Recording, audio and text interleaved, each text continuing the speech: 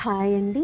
ఈరోజు మనం ఒక ఇంపార్టెంట్ టాపిక్ గురించి మాట్లాడుకుందామండి. అదేమిటంటే మన భారతదేశంలోని అత్యంత ఖరీదైన హోటల్స్ ఏవి, అవి ఎక్కడ ఉన్నాయి, అవి తెలుసుకోవడం అవసరమా అని అంటారు. మీరు తెలుసుకోవడం అవసరమేనండి. మన భారతదేశం అన్నింటిలోనే అభివృద్ధి చెందిందండి.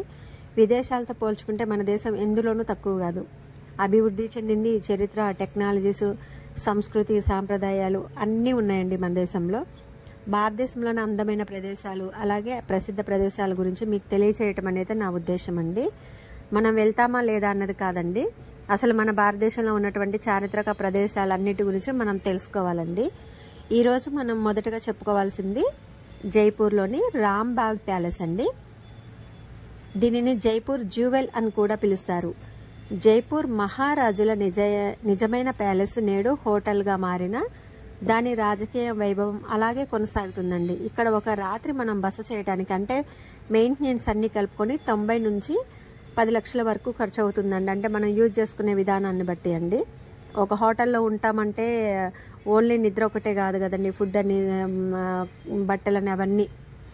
రెండవది వచ్చేసి ఒబెరాయ్ రాజ్ విలాస్ అండి. ఇది కూడా జైపూర్లో ఉంది. ఇది చూడగానే ఒక ఫ్యాంటసీ సినిమాలోని భాగంగా కనిపిస్తుందండి. ఇక్కడ చాలా మంది సెలబ్రిటీస్లు కూడా తన వివాహాలు అలాగే బాలీవుడ్, కాలీవుడ్ చిత్రాల షూటింగ్లు కూడా ఈ హోటల్ ఒక వేదికగా నిలిచిందండి. బాగా లగ్జరీ హోటల్. ఒక రాత్రి ఇక్కడ బస చేయాలంటే 60 నుంచి 6 లక్షల వరకు ఖర్చు అవుతుందంటండి. అంటే నేను అన్ని కలుపుకొనే చెప్తున్నానండి, ఓన్లీ ఇది ఒక అంచనా మాత్రమే. ఇక తర్వాత ఉదయ్పూర్లోని తాజ్ లేక్ ప్యాలెస్ అండి. ఇది కూడా రాజస్థాన్లోనే ఉంది. ఇది పిచోలా సరస్సు మధ్యలో ఉందండి. ఇక్కడ ఒక రాత్రి బస చేయడానికి 25,000 ఖర్చు అవుతుందంటండి. దీనిని ప్రపంచంలోని అత్యంత రొమాంటిక్ మరియు ఖరీదైన హోటల్స్లో ఒకటిగా కూడా మనల్ని చెప్తూ ఉంటారండి. ఇక నెక్స్ట్ వచ్చేసి లీలా ప్యాలెస్ అండి. ఇది కూడా ఉదయ్పూర్లోనే ఉంది. ఇది ఉదయ్పూర్కి ఒక ప్రత్యేకతను తీసుకుని వచ్చినటువంటి ప్యాలెస్ అండి. సరస్సు తీరాన నిర్మించబడిన ఈ హోటల్ ప్రశాంతత, అందం, రాజసాన్ని కలిగి ఉంటుంది.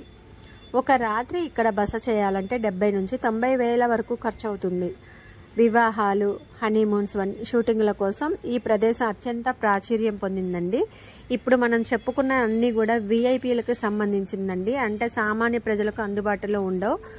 మన దేశంలో ఉన్నటువంటి లగ్జరీ హోటల్స్ ఏవి అనేది మనకి ఐడెంటిఫై కోసం చెప్తున్నానండి. అలాగే మనకు తెలిసినటువంటి ఒక ప్యాలెస్ కూడా ఉందండి. మీకు అందరికీ తెలుసు, హైదరాబాద్లోని ఫలక్నుమా ప్యాలెస్ కూడా ఈ కోవకి చెందింది. ఈ ప్యాలెస్ కూడా అద్భుతమైన అనుభవాన్ని కలిగిస్తుందండి. ఒకప్పుడు నిజాం నివాసంగా ఉన్న ఈ ప్యాలెస్ ఇప్పుడు లగ్జరీ హోటల్గా మారింది. ఒక రాత్రి ఇక్కడ బస చేయాలంటే 50 నుంచి 70 వేల వరకు ఖర్చు అవుతుందండి. ఈ హోటల్స్ ఉండడానికి మాత్రమే కాదండి, అనుభవించడానికి, జీవితాంతం గుర్తుంచుకునేటటువంటి స్వీట్ మెమొరీస్ అండి. మనం వెళ్తామా అన్నది ఇంపార్టెంట్ కాదండి, మన దేశం గురించి మనం తెలుసుకోవడం అనేది చాలా ఇంపార్టెంట్ అండి. కంటెంట్ నచ్చితే లైక్ చేయండి.